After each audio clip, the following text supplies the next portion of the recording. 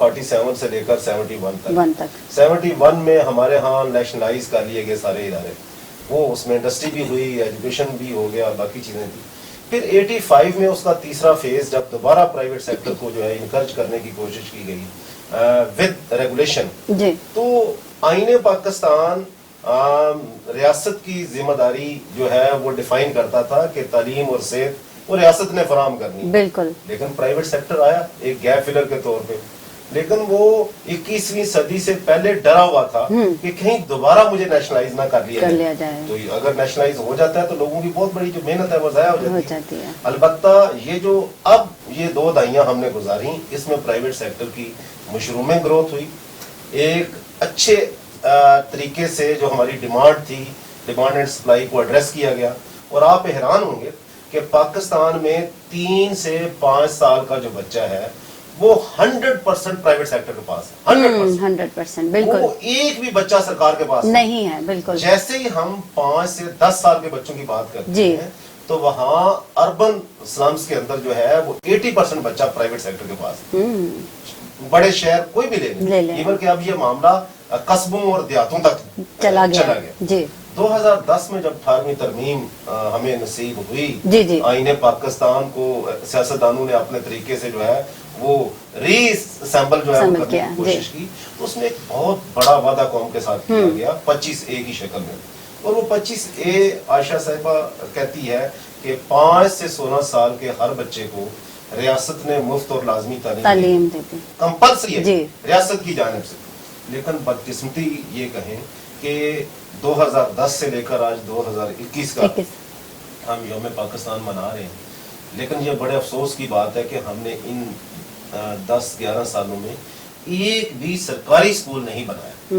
اور اگر ہم پرائیویٹ سیکٹر کو مائنس کرتے ہیں، جو ریشو ہے ہماری 2017 کا جو ایجوکیشن سینسز ہے وہ کہہ رہا ہے کہ عام جو علاقے ہیں پاکستان میں وہاں پہ 2.6 کی ریشو سے آبادی بڑھ رہی ہے. اور اسلام آباد جہاں پہ ہم بیٹھے ہوئے ہیں اس کی آبادی 2017 کے سینسس کے مطابق 4.6 کی ریشو کے ساتھ بڑھ رہی ہے. پورے پاکستان کا دباؤ ہے اسلام آباد کے اوپر. آپ دیکھیں کہ ان 5-10 سالوں میں 1 MNA کی سیٹ سے 3 MNA کی سیٹس ہو گئی ہیں، اور اگلے الیکشن تک ہو سکتا ہے 4 یا 5 MNA بڑھتی جائے. یہ بڑھ رہی ہے بات. بالکل بڑی اچھی بات. اگر پرائیویٹ سیکٹر کو مائنس کرتے ہیں تو میں سمجھتا ہوں کہ ہم تعلیمی وہ اہداف جو قومی سطح کے ہیں یا بین الاقوامی سطح پہ ہم نے جو سائن کیے ہوئے ہیں اس کو ہم اچیو نہ کر پاتے اگر پرائیویٹ سیکٹر اس کا حصہ نہ بنتے. بالکل بڑی اچھی بات کی ہے. اعجاز بٹ صاحب آپ سے بھی جاننا چاہوں گی، آپ کا بھی تعلق جو ہے وہ ایجوکیشن ڈپارٹمنٹ سے ہے، تو پلیز بتائیے گا کہ اب تک ہم نے کتنی ترقی کی ہے ان ڈپارٹمنٹس میں. جی شکریہ. سب سے پہلے تو میں ٹی وی ٹوڈے کو میں مبارکباد پیش کرتا ہوں کہ یوم پاکستان کے حوالے سے جو آپ نے آج کا ٹاپک سلیکٹ کیا ہے وہ بڑا ریلیونٹ ہے اور بڑے افیکٹو آپ نے کوسچنز بھی ہمارے مہمانوں سے پوچھے. تو میں اپنے دونوں مہمانوں کو سیکنڈ کرتے ہوئے بات جو ہے آگے بڑھاتا ہوں. لیکن میری رائے تھوڑی سی یہ ہوگی کہ ہم نے کوانٹٹی پہ بہت زیادہ توجہ دی ہے، ہم نے کوالٹی پہ اتنی توجہ نہیں دی. آپ دیکھیں گے 47 سے لے کر اب تک اگر ہم کوانٹٹی اور کوالٹی میں ڈیوائیڈ کریں سارے سفر کو، پہلے تو یہ ہم اس کو پرائیویٹ اور گورنمنٹ کی بحث سے ماورا ہو کے ہم 22 کروڑ لوگوں کا جو ہے ملک تصور کرتے ہیں اس کو. لیکن ظاہر ہے کہ 22 کروڑ جو لوگ ہیں وہ سارے کے سارے سرکاری ملازمین نہیں ہیں، وہ سرکار سے وظیفہ نہیں لیتے. 22 کروڑ پورے کے پوری جو عوام ہے ان کو شاید سرکاری وہ فیسلٹیز، وہ الاؤنسز، وہ تنخواہیں اور وہ جو مراعات ہیں شاید وہ بھی انہیں میسر نہ ہوں. لیکن جو 21 کروڑ لوگ ہیں میں ان کی نمائندگی کرتے ہوئے اس فورم پہ میں آپ کو یہ بڑے وثوق سے کہہ سکتا ہوں کہ آج 73 سال کے بعد جو بھائی نے بات کی کہ جی اتنی بڑی بلڈنگز آپ کو نظر آ رہی ہیں، انفراسٹرکچر اگر نظر آ رہا ہے، جو ڈاکٹر افضل صاحب نے کہا کہ جی اتنے تعلیمی ادارے جو ہیں 3 سے 5 سال کا جو بچہ پرائیویٹ سیکٹر کے پاس ہی ہے. اگر میں یہ کہوں تو بے جا نہ ہوگا کہ یہ جو ساری ڈیولپمنٹ ہے اس میں میرے وہ لوگ جو کہ سرکاری اداروں سے منسلک نہیں ہیں، یہ وہ 21 کروڑ لوگوں کی کاوش ہے اور ان لوگوں کی محنت اور جدوجہد ہے جنہوں نے اپنے وسائل میں رہتے ہوئے، اپنے وسائل پر دار و مدار کرتے ہوئے انہوں نے جدوجہد کی اور اس ملک کو, اس دھرتی کو, ان شاہراہوں کو, ان سڑکوں کو, ان مکتبوں کو, ان مدرسوں کو, ان اسکولوں کو, ان کالجوں کو, ان یونیورسٹیز کو یونیورسٹیز بنایا اور ادارے بنائے, اور انہوں نے شخصیات پیدا کی, انہوں نے ایک انفراسٹرکچر ڈیولپ کیا. تو میں سب سے پہلے تو آج کی اس فورم سے سیلوٹ پیش کرتا ہوں اپنے ان 21 کروڑ لوگوں کو جو کہ پرائیویٹلی, جنہوں نے اپنے وسائل کو بروئے کار لاتے ہوئے, اپنی صلاحیتوں کو بروئے کار لاتے ہوئے, میں آپ کو بتاؤں میں ایسے لوگوں سے بھی ملا ہوں جو اتنے کمپیٹنٹ لوگ ہیں, اگر وہ فورن میں ہوتے تو پتہ نہیں کہاں ہوتے, لیکن انہوں نے اپنا ملک نہیں چھوڑا. انہوں نے کہا کہ جی میں ایڑیاں وہ جو رگڑوں گا تو یہی رگڑوں گا, آب زمزم یہیں سے نکلے گا. وہ یہیں پہ رہے, یقین کیجئے ان کے سفید بال ہو گئے, وہ بڑھاپا آ گیا اور سب کچھ, لیکن وہ باہر نہیں گئے, انہوں نے اپنے ملک کو سرو کیا. میری نظر میں بہت سارے ایسے استاد ہیں, میری نظر میں بہت سارے ایسے انجینئرز ہیں, بہت سارے ایسے ڈاکٹرز ہیں, بہت سارے ایسے ٹیکنوکریٹس ہیں, بیوروکریٹس ہیں, جنہوں نے اپنے ملک کو سرو کرنے کے لیے انہوں نے ملک چھوڑا نہیں. وہ امریکہ جا کے نہیں رہ رہے ہیں, وہ ورجینیا جا کے نہیں رہ رہے ہیں, وہ لندن جا کے نہیں رہ رہے ہیں, وہ پاکستان میں ہی رہ رہے ہیں, ان کی نسلیں پاکستان میں ہیں. تو ہمیں چاہیے کہ ہم اس فورم پہ, ہم ایسے پروگرامز میں ان لوگوں کو اپریشیٹ کریں. اب میری گفتگو کا دوسرا جو, اگر آپ مجھے موقع دیں تو میں آپ کو بتاؤں کہ کوانٹٹی پہ ہم نے بہت زیادہ توجہ دی ہے, ہم نے شاید کوالٹی پہ توجہ نہیں دی. تو گلوبل کمپیٹیٹو انڈیکس ایک میجرنگ باڈی ہے جو کہ انٹرنیشنل ریکگنائز ہے. وہ متعدد بار وہ رپورٹس اپنی جاری کرتی رہتی ہے, کافی آن اینڈ آف ان کی رپورٹس آتی ہیں ہر ملک کے بارے میں, ہر شعبے کے بارے میں. تو میں لاسٹ ٹائم جو میں نے ان کی رپورٹ پڑھی تو پاکستان جو یعنی کہ کوالٹی آف ایجوکیشن میں ہے وہ 92 نمبر پہ ہے دنیا میں, 92 نمبر پہ ہے. یعنی کہ 91 کنٹریز ہم سے آگے ہیں کوالٹی آف ایجوکیشن میں.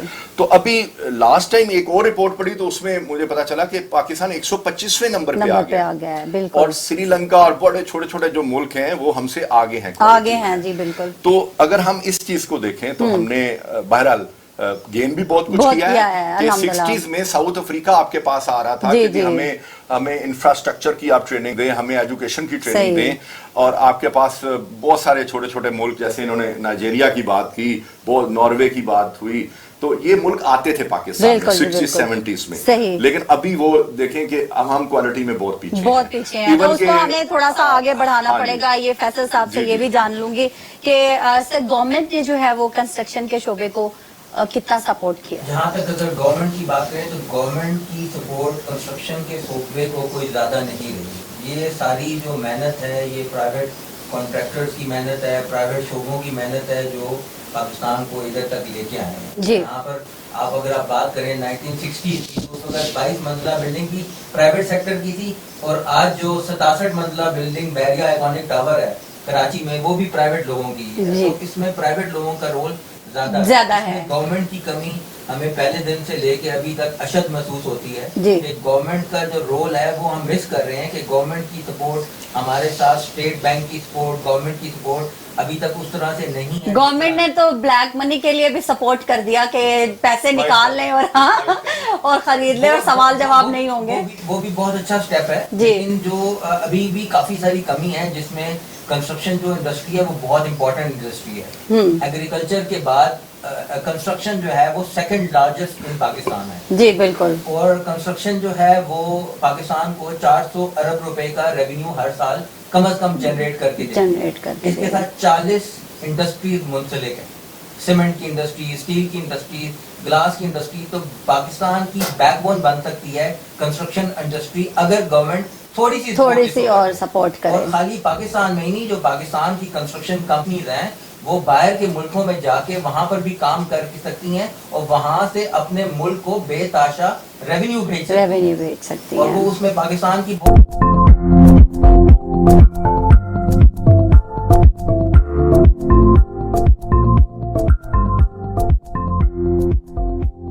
Welcome back. ہم بات کریں 1947 سے لے کر اب تک کی اچیومنٹ پر, اور کنسٹرکشن کی ہم بات کر رہے تھے. فیصل صاحب آپ بتا رہے تھے, تھوڑا مزید اس کو بتائے گا. دیکھیں جو ہمارے باقی کنٹریز ہیں, آپ بات کریں گلف کی اگر, تو وہاں پر پاکستانی لوگ ہی ہیں, پاکستانی لیبر ہی ہے جہاں جنہوں نے دنیا میں جا کے 162 منزلہ بلڈنگ تک بنائی.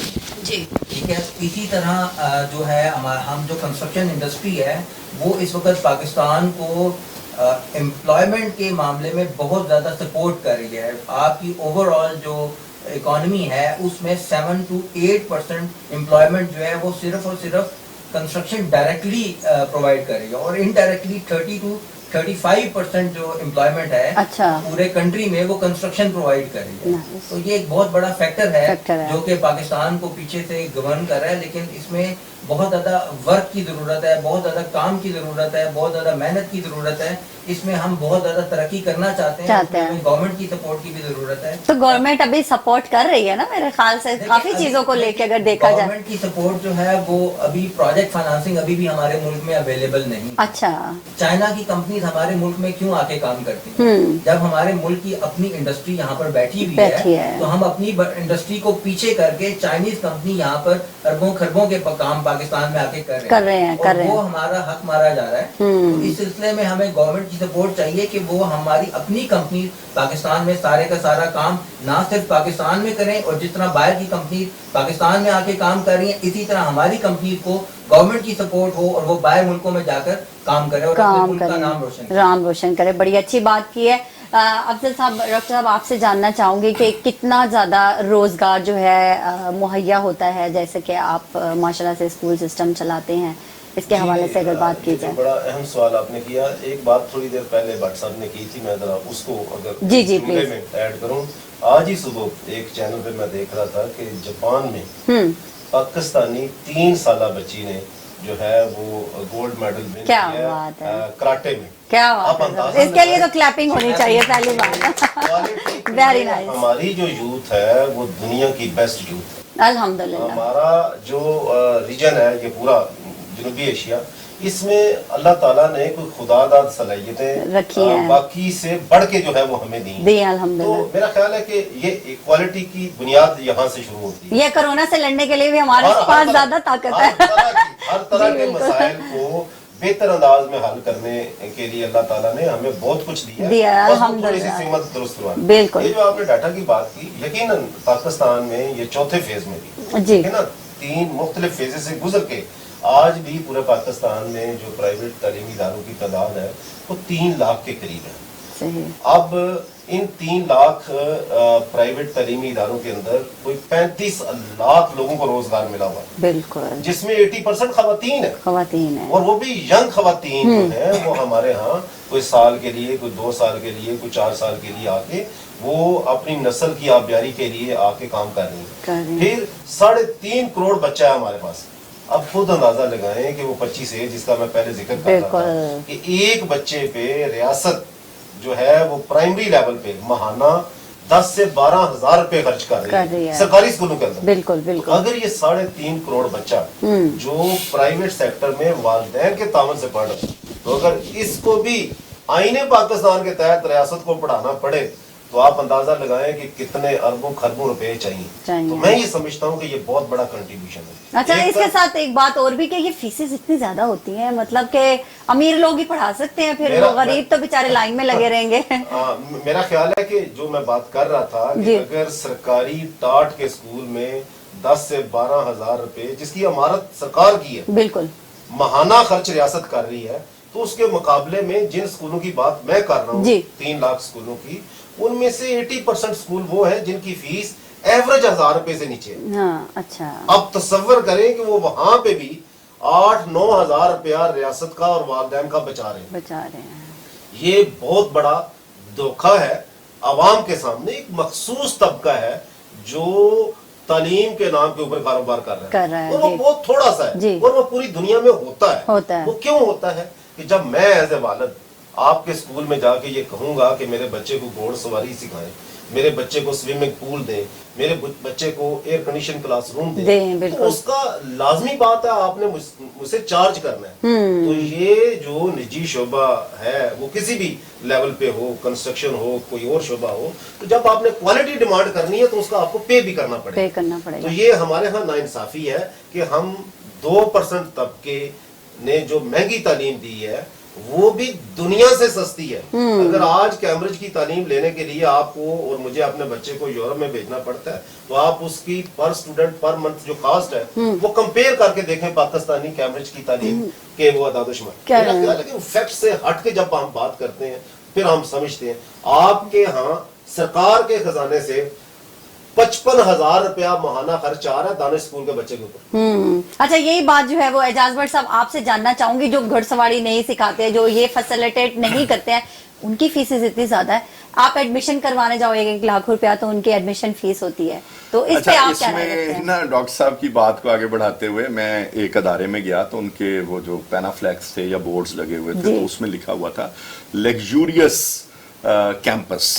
اچھا میں نے کہا یار یہ لیگزوریس, میں نے ریسٹورنٹ تو سنے تھے اور لیگزوریس 5 اسکول سے بھی آ گیا.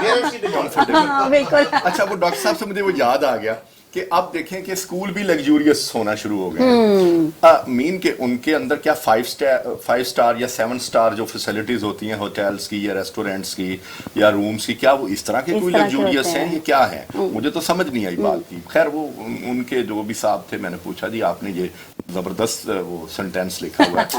انہوں نے کہا جی کہ چلیں میں آپ کو بتاتا ہوں ہم نے کیوں لکھا ہوا ہے. خیر وہ جب ہم نے وزٹ کیا اسکول کا, وہ اپنے واش رومز میں لے گئے اور ادھر ادھر دیکھیں جی یہ ہم نے کتنی ٹائلز لگائی ہوئی ہیں, کس طرح ایک بہت ہی اچھا ہائی فنش قسم کا ہائی پروفائل قسم کی فیسلٹیز ہیں. تو پھر مجھے سمجھ آئی کہ ظاہر ہے کہ وہ جب اتنی لگژوریس انوائرمنٹ دیں گے, وہ اے سی دیں گے, وہ بچے کو کمیونیکیشن کے لیے ڈیوائسز دیں گے, سارا کچھ دیں گے, تو ظاہر ہے وہ پھر فی بھی چارج کریں گے. ٹھیک ہے, لیکن میں آپ کو ایک بات بتاتا ہوں, دیکھیں وہ گن رکھ کے تو نہیں کہتے کہ آپ کا بچہ یا آپ ان کے ہی لگژوریس کیمپس میں آئیں. ان کو جو افورڈ کر سکتے ہیں وہ ادھر جائیں, جو افورڈ نہیں کر سکتے وہ اپنے. دیکھیں مارکیٹ کے اندر پرائیویٹ سیکٹر مارکیٹ کی بات کر رہا ہوں, اس کے اندر 500 والا بھی اسکول ہے, 200 والا بھی ہے اویلیبل ہے, 1000 والا بھی ہے, 10,000 والا بھی ہے. بھائی جدھر آپ کی ریشنلائزیشن کا جو سکیل ہے آپ کے ایکسپینڈیچرز کا اور کاسٹ کا جدھر میچ کرتا ہے آپ ادھر جائیں. تو آپ کسی کو مرود الزام کیوں ٹھہراتے ہیں جی کہ وہ اتنے لے رہا ہے اتنے لے رہا ہے, تو بھائی آپ مت ادھر جائیں. لیکن ایسا بھی تو ہے کہ جن سکولز میں تھوڑی سی فی کم ہے, اگر میں بات کروں پرسنلی, یہ میں ایک بات کری تو اس میں ٹیچرز بھی اسی طرح کے پرووائڈ کیے جاتے ہیں, اتنے زیادہ ایجوکیٹڈ نہیں ہوتے, اور ان کو پھر وہ نہیں. میڈم دیکھیں یہ تو ہر شعبے میں ہے. فار ایگزامپل میں نے یہ جو لباس پہنا ہوا ہے, میں جب مارکیٹ میں لینے گیا تو ظاہر ہے میری جیب میں جتنے پیسے تھے تو میں نے اس برانڈ کا وہ خریدا نا. بالکل. اب میں کہوں کہ نہیں جی یہ فلاں جو برانڈ ہے فورن کا, میں 5,000 روپے میں مجھے وہ دے دیں آپ, میں شاپ کیپر سے کہوں جی آپ بڑا مہنگا دے رہے ہیں. اس طرح نہیں ہوتا. مارکیٹ میں جو پروڈکٹس ہوتی ہیں, چاہے وہ سروسز کی ہوں, چاہے وہ مینوفیکچرنگ پروڈکٹس ہوں, وہ اسپرچل ہوں, وہ فزیکل ہوں, وہ جیسی بھی ہوں, دیکھیں اس کا جو سکیل ہوتا ہے, جو پیمانہ ہوتا ہے اس کی پرائسز کا, اسی کوالٹی کے مطابق. کیا بات ہے, یہ بڑی اعجاز بٹ صاحب نے دیکھیں یہ جو سوال ہے یہ عام لوگوں کے مائنڈ میں آتے ہیں, جو آپ نے جواب دیا بڑا زبردست آپ نے اس کو جو ہے اس فورم پہ. دیکھیں یہ ایک عام ٹرینڈ ہے پورے پاکستان میں, میں آپ کو چیلنج کرتا ہوں اس پلیٹ فارم پہ, ایک میسو ٹرینڈ ہے. آپ ایک گورنمنٹل انسٹیٹیوشن بنائیں, ادھر اس کے سامنے ایک پرائیویٹلی مینج انسٹیٹیوشن بنائیں, لوگ ہمیشہ پرائیویٹ کو پریفر کریں گے. آپ گورنمنٹل ہوٹل بنائیں, ادھر پرائیویٹلی مینج ہوٹل بنائیں, لوگ ادھر جائیں گے. آپ ایک گورنمنٹل فارمیسی بنائیں یا میڈیکل سٹور بنائیں, ہاسپٹل بنائیں, لیکن لوگ پرائیویٹلی جو مینج ہوگا ادھر جائیں گے. یہ ایک ٹرینڈ ہے. دیکھیں آپ کو میں بتاؤں, نیشنل بینک ہوتا تھا پہلے, کوئی اور بینکس نہیں ہوتے تھے. آج مجھے بتائیں کہ کون نیشنل بینک جانا چاہتا ہے؟ کوئی بھی نہیں, سرکاری ملازمین کے علاوہ. بالکل. ابھی میں آپ کو بتاؤں لیبز ہیں آپ کی, کوئی شعبہ زندگی کی کوئی آپ کڑی دیکھ لیں کہ جس کے اندر آپ کہیں کہ نہیں جی یہ گورنمنٹل بیسڈ ہے تو آپ ادھر کوئی نہیں جانا چاہتا. یہ سرکار کو چاہیے, گورنمنٹوں کو, حکومتوں کو, اہل اقتدار کو چاہیے کہ یہ جو مائنڈ سیٹ ہے لوگوں کا, اس کو بدلنے کی ضرورت ہے. جی بالکل, آپ کو اپنا انفراسٹرکچر ٹھیک کرنا پڑے گا. آج بھی ایک 7ویں اسکیل کا اور 10ویں اسکیل کا جو اہلکار ہے آپ کے ٹینڈر کی فائل گما دیتا ہے. آج بھی وہ کمپنیوں سے رشوت لیتا ہے, اور اس کو جب پیسے دیتے ہیں نا فٹافٹ مل بھی جاتی ہے وہ فائل کرنے کے لیے. سب سے پہلے وہ مل بھی جاتی ہے. میری بات سنیں, پورا محکمہ ایک طرف ہوتا ہے, وہ جو اہلکار بیٹھا ہے ماشاءاللہ وہ ایک طرف ہے, وہ پورے اداروں کو بلیک میل کر رہا ہے. تو آپ کے پاس اس کا کوئی سلوشن نہیں ہے. بالکل بالکل نہیں, بات بڑی زبردست کی آپ نے. فیصل صاحب آپ سے بھی یہ جاننا چاہوں گی, ابھی میں نے ڈاکٹر صاحب سے بھی یہ سوال کیا تھا کہ روزگار स्कूल्स के हवाले से अभी कंस्ट्रक्शन पे अगर बात करेंगे कि कितना ज्यादा जो है वो मुहैया किया जा रहा है और कितने लोगों को जॉब्स मिल रहे हैं? देखिए, अगर आप क्वांटिटी की बात करें तो कम से कम 30 से 35 लाख लोग जो हैं वो डायरेक्टली लेबर की शेप में कंस्ट्रक्शन इंडस्ट्री के साथ मुंसलिक हैं, जो डायरेक्टली मुंसलिक हैं। अगर आप इनडायरेक्टली की करें तो फिर तो आप ये देख लें कि कम से कम इस वक्त 4 से 5 करोड़ लोग जो हैं जी जी वो कंस्ट्रक्शन इंडस्ट्री के साथ डायरेक्टली और इनडायरेक्टली लेबर की फॉर्म में मुंसलिक हो जाते हैं। बिल्कुल। तो मतलब कि रोजगार जो है वो पॉजिटिव, उसमें आप कह रहे हैं कि आप भी मजीद अगर सपोर्ट करती है गवर्नमेंट तो जॉब्स के लिए भी एक पॉजिटिव जो है वो उसमें फर्क जितनी आएगा। ज्यादा गवर्नमेंट की सपोर्ट हासिल होगी उतनी ज्यादा कंस्ट्रक्शन इंडस्ट्री लोगों को जॉब मजीद प्रोवाइड करेगी। मजीद प्रोवाइड एक बड़ा अहम करेगी। जी सवाल आपने माजरत से मैं जी, जी। बट सब जब बात कर रहे थे ना, देखिए मैंने शुरू में बात की थी प्राइवेट सेक्टर खास तौर पे जो एजुकेशन में निजी शोबे तालीम है, ये डिमांड एंड सप्लाई की वजह से आया है, इसलिए वो गैप फिलर है। तो इसके ऊपर ये इल्जाम लगाना कि मार्केट में जिस तरह इन्होंने कहा ना 500 रुपए से नहीं बल्कि इस्लामाबाद में 300-350 रुपए माहाना फीस से लेकर अच्छा 20-25 हजार रुपए माहाना फीस वाले इदारे मौजूद हैं। तो इतनी बड़ी वैरायटी जब एक कम्युनिटी के अंदर सर्विसेज फराहम कर रही हूँ तो मैं समझता हूँ कि ये एक बहुत बड़ी अल्लाह ताला की नेमत है कि हर तरह का जो वसाइल रखने वाला तबका है उसके बच्चे के लिए जो है वो उस तरह का इदारा अवेलेबल है, कुछ ना कुछ तो सीख। अच्छा, ये अफजल साहब, इसके साथ में ये भी कि इस्लामाबाद के जो गवर्नमेंट के स्कूल्स हैं उनकी फिर भी एजुकेशन बहुत बेहतरीन है, मतलब कि मेरे खुद के भी कुछ जानने वाले बाकी सिटीज को अगर एज कम्पेयर टू वो करे बात हम करें तो गवर्नमेंट के इतने ज्यादा मतलब के स्कूल्स में जो है ना वो ये बात सेट किया जाती है कि फैसिलिटेट नहीं किया जाता, उस तरह से उनको वो नहीं किया जाता। तो ये क्यों फर्क है, ये तजाद क्यों है? देखिए हमारे यहाँ ये बड़ा ही आपका अहम सवाल है कि आज हम डिस्कस कर रहे हैं पाकिस्तान की उन चीजों को हाईलाइट करना है नई नस्ल के लिए जो सक्सेस स्टोरीज हैं। ये शायद थोड़ा सा हमारा एक वो क्रिटिसिज्म वाला जवाब होगा। बड़ी अच्छी बात की फैसल साहब आपका, डॉक्टर मोहम्मद अफजल साहब आपका और एजाज भट्ट साहब आपका बहुत बहुत शुक्रिया। इसी के साथ आपसे इजाजत चाहेंगे, आप तब तक के लिए अपना ख्याल रखें। नए प्रोग्राम में अगले मेहमानों के साथ हाजिर होंगे। अल्लाह हाफिज, अल्लाह निगहबान।